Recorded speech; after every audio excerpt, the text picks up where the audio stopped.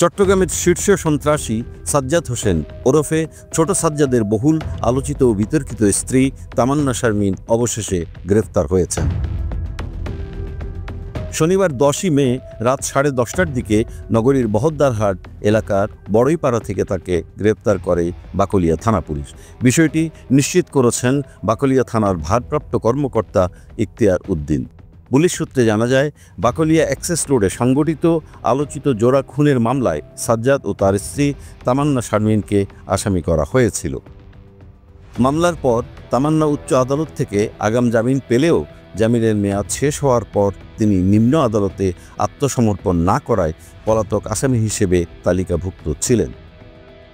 প্রসঙ্গত, বহদ্দারহাটে প্রকাশ্যে এক যুবককে গুলি করে হত্যার মামলায় ছোট সাজ্জাদ ছিলেন প্রধান আসামি। ওই মামলায় চলতি বছরের 15ই মার্চ রাজধানীর বসুন্ধরা সিটি থেকে তাকে গ্রেপ্তার করে আইনশৃঙ্খলা বাহিনী। তার গ্রেপ্তারের পর তামান্না শারমিন সামাজিক যোগাযোগ মাধ্যমে লাইভে এসে ঘোষণা দিয়েছিলেন তিনি কারি কারি টাকা খরচ করে স্বামীকে ছাড়িয়ে আনবেন।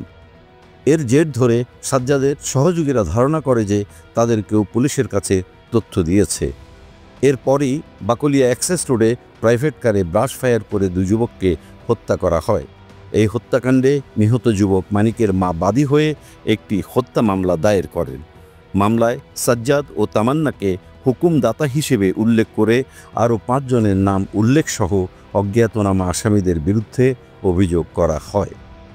বাকলিয়া থানার ওসি আরও জানান, গ্রেফতারের সময় তামান্না দাবি করেন যে তিনি নিম্ন আদালতে আত্মসমর্পণ করেছেন, কিন্তু তার কাছে এ সংক্রান্ত কোনো বৈধ কাগজপত্র না থাকায় তাকে গ্রেফতার করা হয়েছে। তদন্ত কর্মকর্তা জানান, তামান্নার বিরুদ্ধে আরও কিছু গোপন তথ্য রয়েছে যা যাচাই করে দেখা হচ্ছে।